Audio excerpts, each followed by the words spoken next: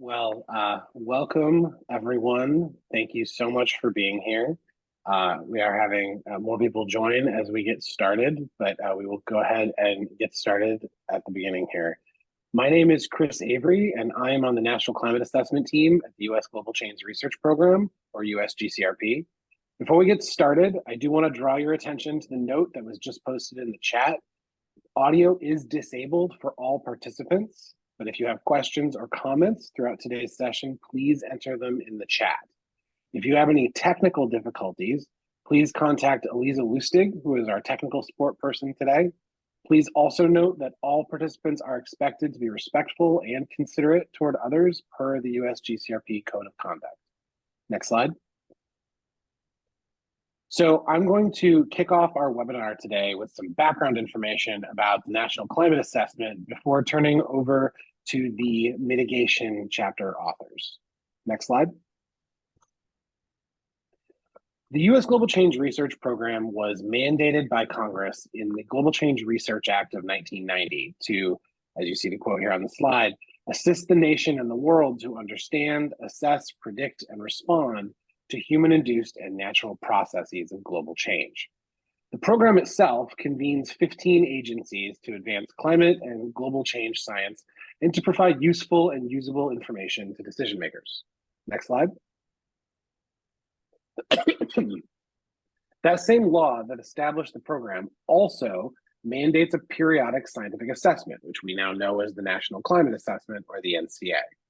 The NCA is a quadrennial report that analyzes the effects of global change on several sectors: the natural environment, agriculture, energy, land and water resources, transportation, human health, social systems, and biodiversity. USGCRP is charged with assessing current trends as well as projections for the next 25 to 100 years. The NCA is used by organizations and individuals for a variety of purposes, including national policymaking, risk management in the private sector, local mitigation and adaptation planning, as well as by practitioners, utility managers, and educators. Next slide. NCA authors review a large body of scientific research from diverse information sources. They synthesize that information, examine the confidence in our scientific understanding, and evaluate uncertainty. NCA5 was written by over 500 authors and 260 technical contributors from every state in the nation, as well as Puerto Rico, the Virgin Islands, and Guam and Palau. The NCA is designed to be policy relevant. Authors distill their findings into accessible language framed around risks to people and important resources. That said, the report is strictly not policy prescriptive, and it does not advocate for particular viewpoints or policy measures. The NCA uses a range of future projections to help decision makers understand the full extent of possible risks that can be avoided or reduced under different scenarios, and leaves it up to the decision maker to ultimately determine their risk threshold. The assessment is compliant with all applicable federal laws and policies, including the Global Change Research Act, as well as other laws that govern things like information quality, accessibility, and transparency. And finally, the report process involves extensive review, including several opportunities for public engagement, a review by the National Academy of Sciences, Engineering, and Medicine, and several government science reviews. Next slide. Now, I want to take a look here at the NCA5 table of contents. Just like previous NCAs, NCA5 covers national level topics, regions, and response actions. The report opens with an overview, which is followed by 2 chapters dedicated to the physical science of climate change. Then there are national topic chapters, the 10 regional chapters, and our 2 response chapters, although response actions are discussed throughout the entire report. The NCA table of contents has evolved over time, informed by users like you. NCA just added 2 new chapters this cycle, one on economics and one on social systems and justice. And we have 5 new focus features on compound extreme events, Western wildfires, COVID-19, supply chains, and blue carbon. We also have several appendices, including a new one dedicated to indicators. So with that background, it's my pleasure to introduce Steve Davis, the chapter lead of the Mitigation chapter, who's going to lead us through the remainder of the webinar today. Thank you, Steve. Thank you, Chris, and really happy to be here today with all of you. I'd like to start with just a brief introduction of our chapter. As you see here on the screen, there was a lot of different topics covered by the fifth National Climate Assessment. We are here talking about the mitigation chapter. That's one of the two response chapters in the upper right corner of the screen here. And I think it's worth saying that although there was a mitigation chapter in the fourth National Climate Assessment, really our chapter this time covered some very new ground. Whereas that mitigation chapter in the past has focused on the potential economic impacts of not avoiding future climate change, we really got into the weeds of what maybe we were going to be able to do going forward to actually minimize that climate change, what we know about that, and what we still need to learn. And so with me here today, I have several of the other authors on the chapter. Rebecca Dotter will be speaking in a minute about some of our findings. And she works with the EPA, the Environmental Protection Agency. There's Wei Peng, who is a professor at Princeton University, Inez Azevedo, who is a professor at Stanford University, and Aaron Mayfield, who is a professor at Dartmouth College. So we'll be trading off a little bit to present some of the key findings, but I'll start by walking through the 5 key points that we make in the chapter at a relatively high level, and then my co-authors will dig into some of the details of our findings. All right. So, we've organized our chapter just like all the others in the National Climate Assessment around these key messages. And the first of our key messages was that in order to successfully mitigate climate change, avoid some of the worst impacts that we expect if the climate changes as we've forecast, that means we need to actually reach net zero greenhouse gas emissions in the United States and really in the world. But the US has to do our part. And the good news that maybe not everyone on the call is familiar with is that greenhouse gas emissions in the United States have decreased considerably since a peak around 2007, and actually fell by about 12% between 2005 and 2019. We referenced 2019 because the COVID-19 pandemic really shook things up a little bit. There was a very precipitous drop in emissions in the year 2020, and so we didn't want to mislead folks by referencing a period of really anomalous changes in our energy system. The reason for that long-term decrease, though, is mostly to do with the retirement of old coal-fired electricity generators in the US that have been replaced by both natural gas-fired generators and different kinds of renewable energy sources. That said, we still, in order to meet this net zero target, would have to reduce our emissions very sharply. If we wanted to do that in line with the Paris Climate Agreement, we'd need to decrease those emissions by about 6% per year on average. And I did see just recently, this isn't in the assessment, but this past year, we decreased emissions by 2%. So a good step in the right direction, but not at the 6% level yet. All right, so the second of our key messages was what I think of as a relatively positive message, which is we do know how to drastically reduce our greenhouse gas emissions. And we know this based on some of the progress that's been made in the research, as well as just really understanding with models what might be entailed to reach that point and what technologies would be called upon. The main findings that you can see here on the screen are that we really need to improve energy efficiency, so how we're using the energy that we have available.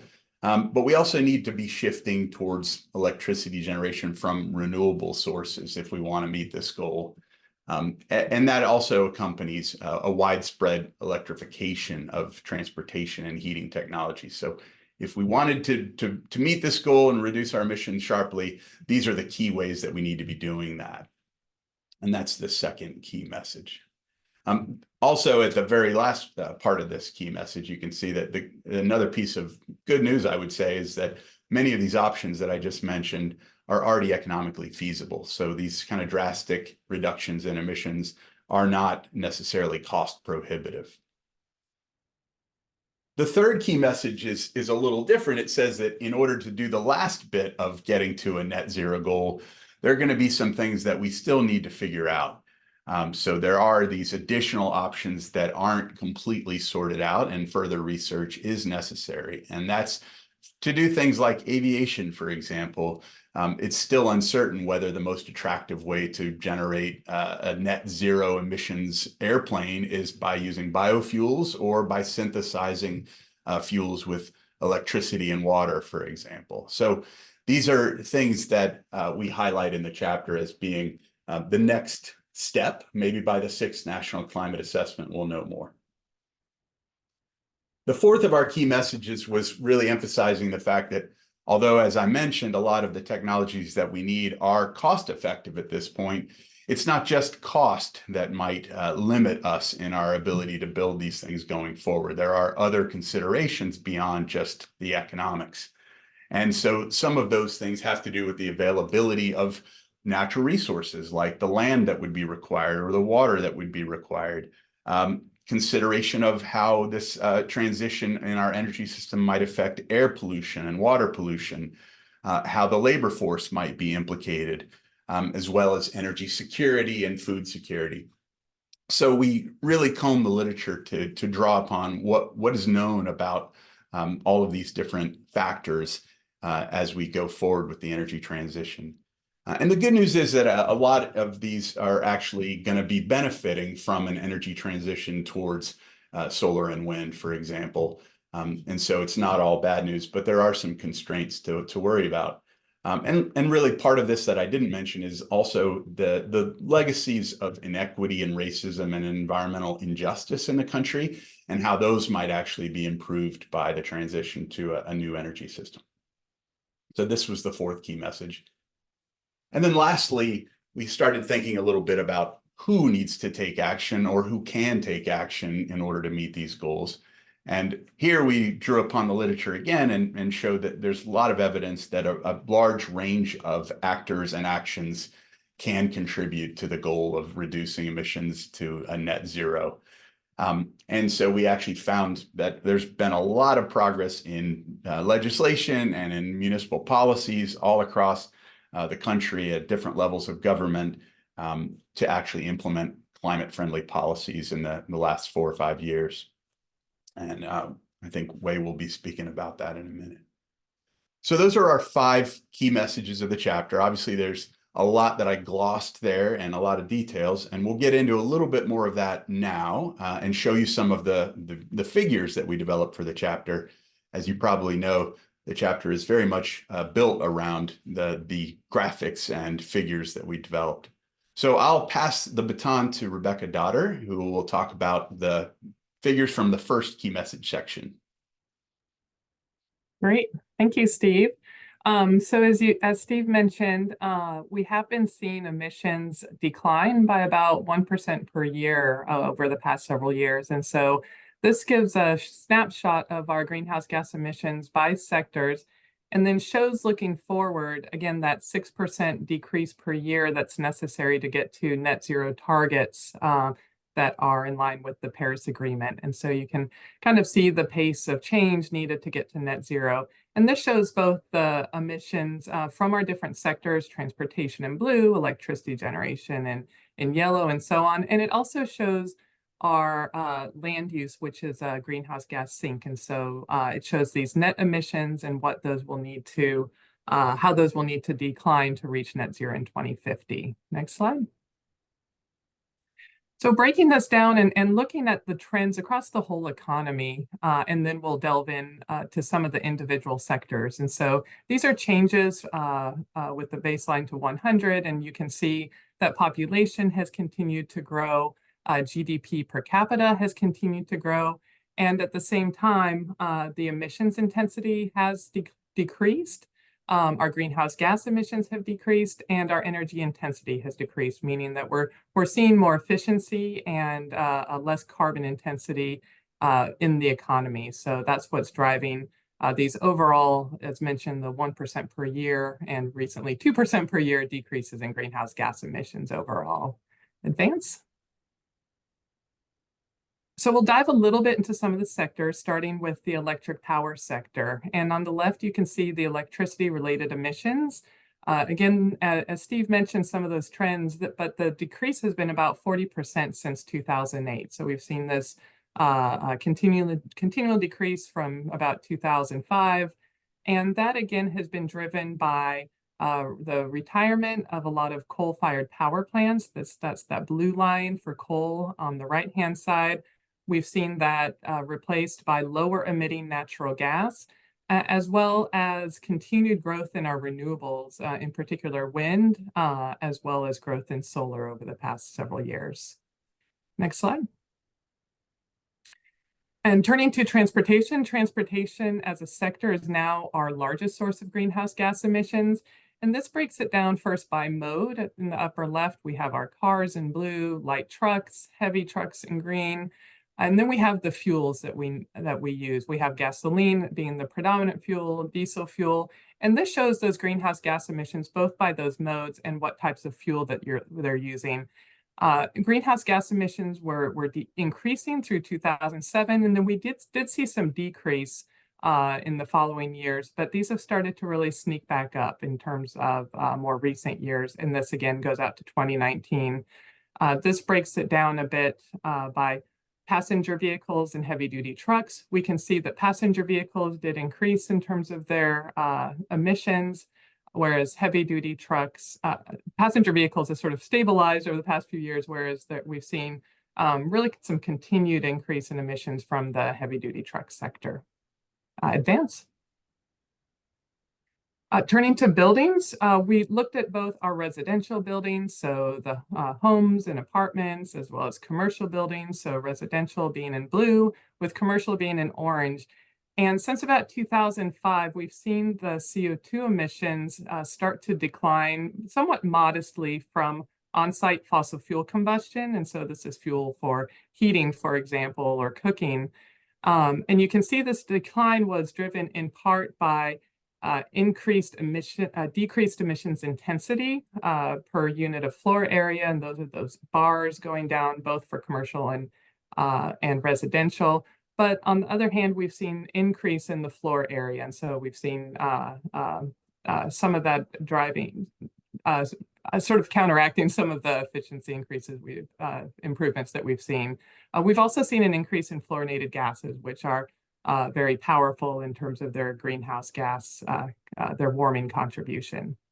Advance. In terms of industry, we can see that there have been decline in recent decades, and this is for the majority of those emissions coming from the fossil fuel combustion for industries.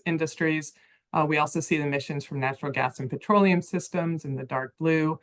The graph on the right-hand side shows a snapshot from 1994 to 2018, and looking across some of our major sectors in terms of greenhouse gas emissions, how some of those have changed in terms of reductions in fuel combustion, reductions in the carbon intensity of the electricity going into the industrial sector, as well as those process emissions. And so carbon dioxide that comes out, for example, from the actual industrial processes and not the fuel combustion. Next slide. And finally, turning to land use. And so again, the US forests do sequester more carbon than is emitted by agriculture, but we've seen a weakening of this forest sink in recent decades. And so this has led to this, if you look at the dark line, these are our net emissions for land use. And we've seen this really steady increase in net land-related emissions. And this is due to that about 22% decrease in the carbon uptake in our US forests. And so we see a relatively stable, some increase in the emissions coming from crops and livestock, but again, starting to see some of that weakening of our forest sink, which again is leading to some net decreases, some loss of that sink. So with that, I will turn it to Ines for some of the options looking forward to further decreases in our greenhouse gas emissions. Thank you so much, Rebecca. So we'll start with some fairly good news. When we look at the costs of renewable energy sources as well as electric battery vehicles, we see that those have been steadily decreasing as their cumulative deployment has increased. Over here in the first two plots, A and B, we're showing the average levelized cost of onshore wind energy and that of solar energy. In the vertical axis, the figures are displayed in dollars per megawatt hour. And you can observe that from 2010 and until 2020, there was a decrease in the levelized costs of onshore wind energy of roughly 70%, and a decrease in the levelized cost of solar energy of 90%. So really a lot of progress there. Similarly, when we look at the average electric vehicle battery cost, and in this case, in the vertical axis, we're showing this in dollars per kilowatt hour, we've observed a decrease in 80% in such costs. At the same time, in the panels below, we're showing the cumulative adoption of these technologies. We observed that the wind capacity onshore has increased by threefold in terms of capacity installed between 2010 and 2020. The cumulative utility scale solar capacity has increased 100 times or more. And when we look at the cumulative electric vehicle sales in millions of vehicles, we also observe rapid growth in terms of cumulative sales with a factor of more than 100. Next slide, please. At the same time, while these costs and cumulative adoption of the technologies is occurring, we've also observed from across different models that to reach net zero, the United States will need to add more electricity generating capacity in each of the next 30 years than we have done so historically. So in the figures that you see on the right, we're showing both the historical added capacity by different types of technologies and energy sources. And then in B below, we're showing the projected electricity generation capacity additions that would be needed on average every year between 2020 and 2050 to achieve net zero systems. And so historically, the maximum capacity that was added was for natural gas, and it was 60 gigawatts.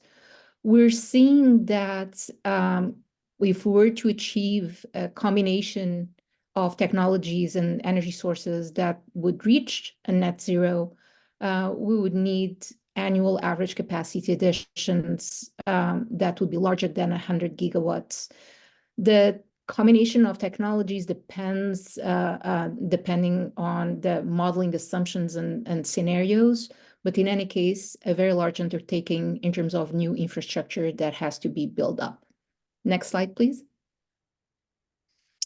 At the same time, the models that show net zero energy systems project a steep decline in coal-generated electricity and a high increase in renewable generation.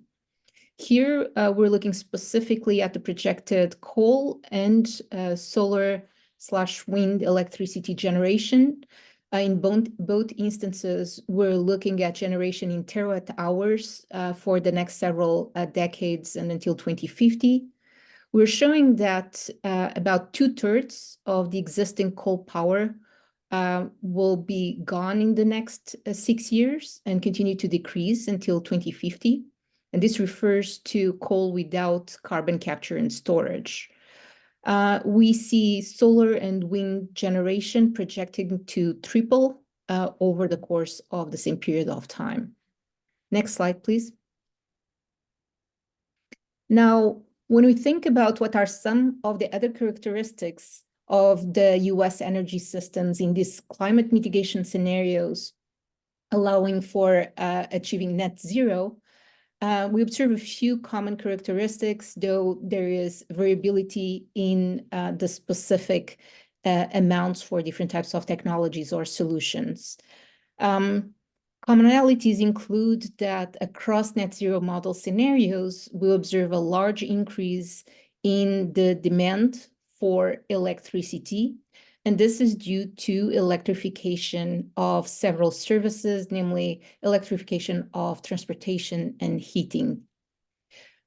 This is coupled with the decarbonization of electricity sources that we see in central panel B, with the electricity becoming less carbon intensive as we shift to renewables and other low carbon energy sources.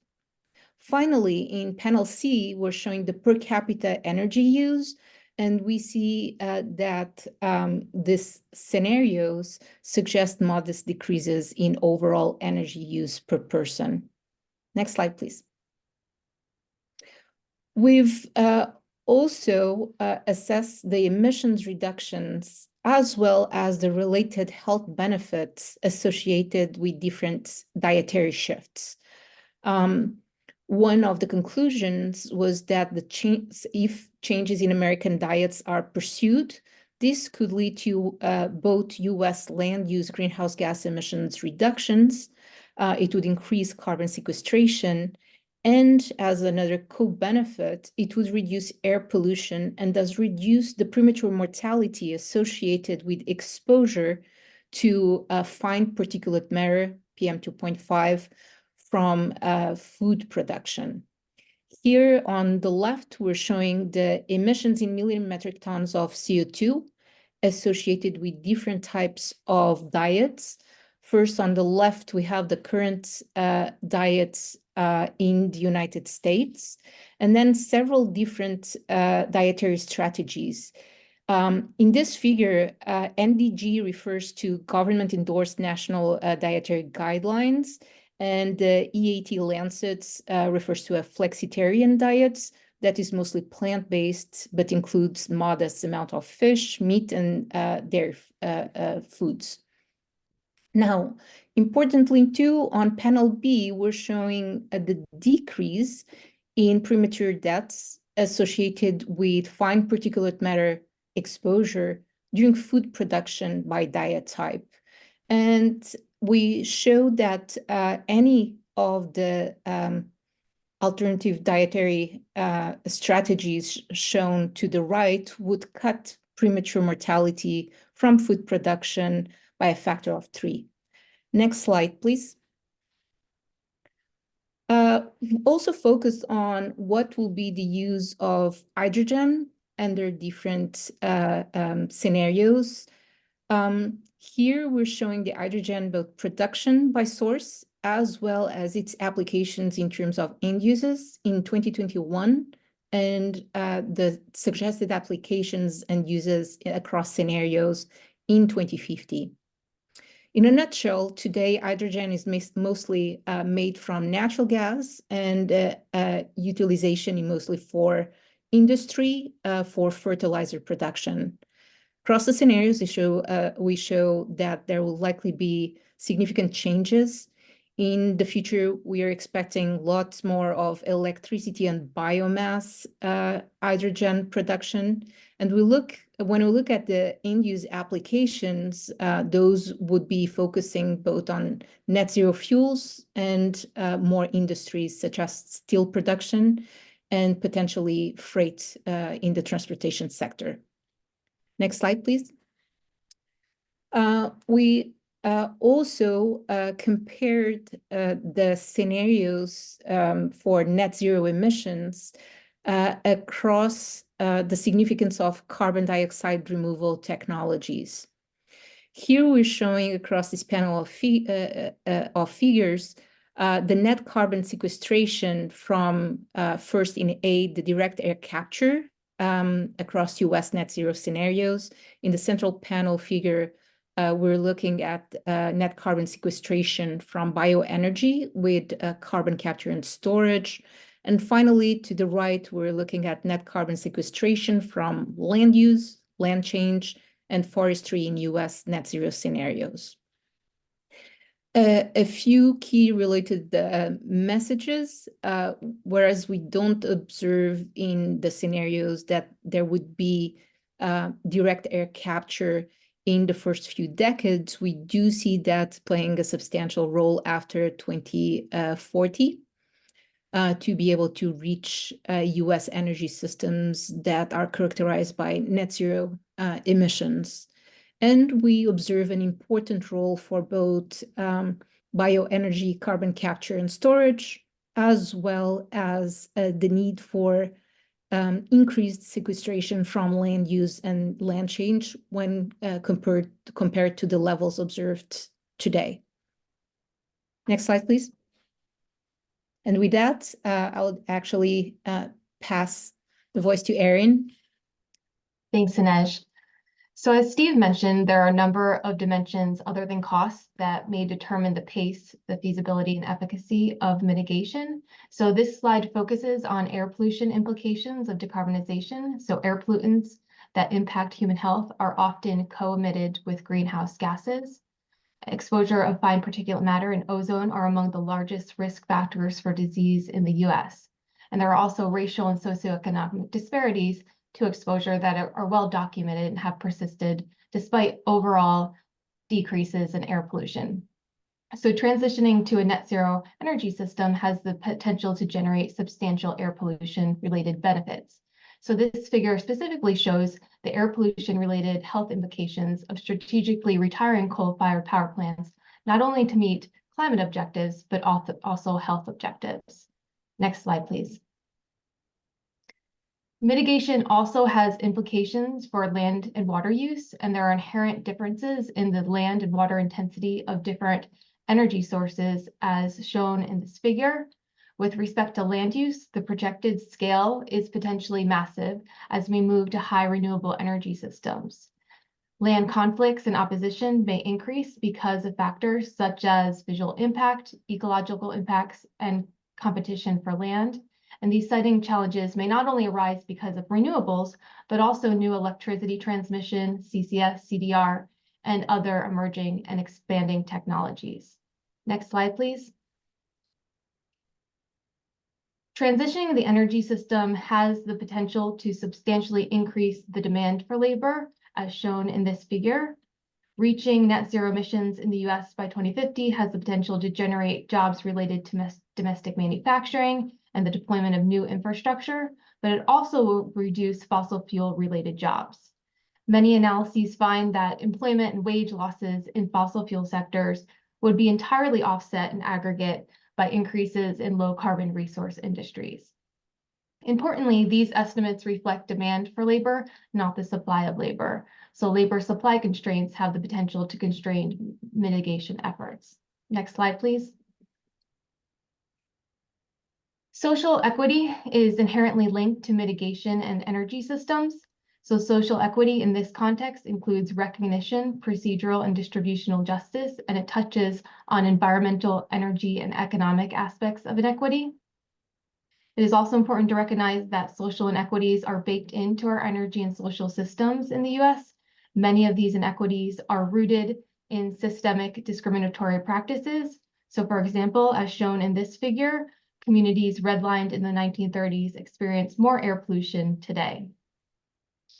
Given that inequities are inherent in our current systems, a transition to net zero emissions can redress legacies of inequity, racism, and injustice, while also maximizing the benefits to our economy and our environment. Next slide, please. Climate mitigation efforts also drastically increase domestic and global demand for products such as solar PV and batteries, as well as metal and material resources such as lithium. Increased demand for products and materials has implications for supply security, manufacturing, and geopolitics. In addition, the scale of the increased demand as the system decarbonizes suggests that there could be near-term shortages in several minerals and metals. The top panel of this figure shows that the US has grown increasingly dependent on imported minerals, and the bottom panel shows that there is a differentiation in the criticality of these materials. And with that, I'll pass it over to Wei-Peng. Thank you, Erin. So in the next few slides, we'll be talking about the concrete actions the country has been taking. So let's start with the high-level picture. There's a lot of good news because many states and cities have taken action to reduce emissions. So on this figure, the background color shows you the number of mitigation activities the states have been taking. and a lot of them are energy related. So you can see a lot of like dark blue and greenish color. Those are the states where there are lots, a big number of actions has been taken. And on top of that, we also highlight using those gray shades. Those are the states on top of the mitigation activities, they also have an emission reduction target. So there are 25 states that already have a target. And with the yellow dots, we show you more than 600 cities that also have an emissions reduction target. So overall, we actually see actions taking around the country almost everywhere. Next slide, please. So if we take a closer look, states and cities actually have adopted a wide range of climate actions and policies. On this figure, we show the adoption rate of various forms of policy instrument and action. On the left part, these at the state level. On the right part, these at the city level. So just to highlight a few key insights. So first of all, if you're looking at the state level, there are the most popular form of policies include, for example, building energy code, net metering, renewable portfolio standard, etc. And a lot of them are related to regulatory policies as they show in purple. But if you're looking at the state level, we also see some of the financial incentives are very popular. For example, the rebate program, and these are the more popular form of action taken at the state level. Next slide. So different type of actions are also associated with different scale of mitigation potential and also the associated cost. So on this figure, what we try to show is that in different sectors, there are different technology solutions.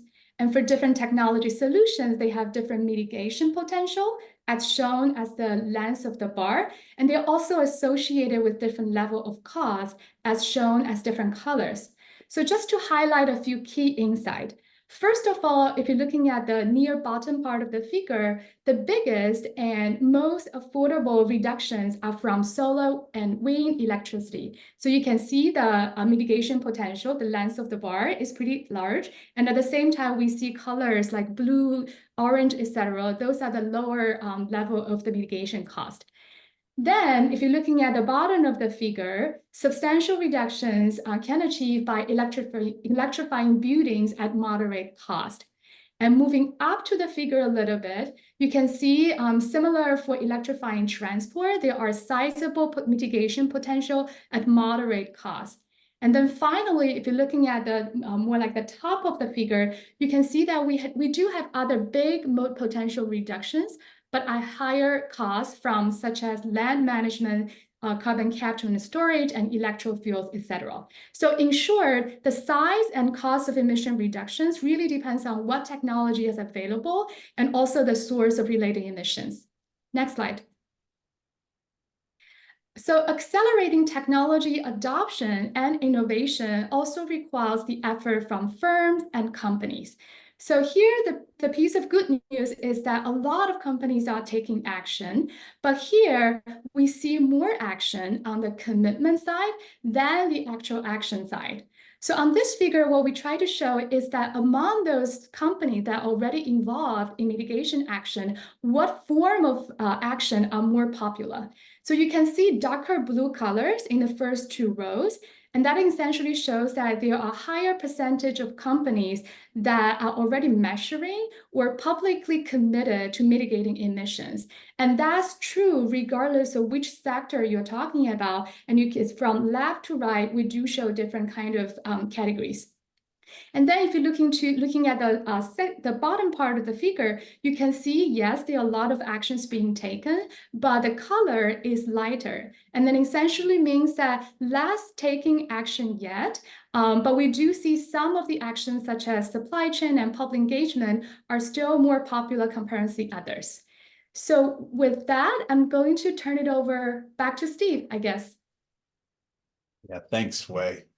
So as you heard from my wonderful colleagues here, there were a lot of really interesting findings in this chapter, a lot of things that are very relevant to policy making going forward. I wanted to note that the five of us that you heard from are really just the tip of the iceberg in terms of the contributions that were made to this chapter. Shown here is the full team of folks. Rebecca, that you heard from, is the federal coordinating lead author. The others of us are authors on the chapter, but there were also technical contributors who did some of the work to pull data and make figures, as well as review editors and coordinators at the US GCRP. So I didn't want to not acknowledge the many folks that contributed, but with that, I think we could open it up to some questions if there are any. All right, so as a reminder, all microphones for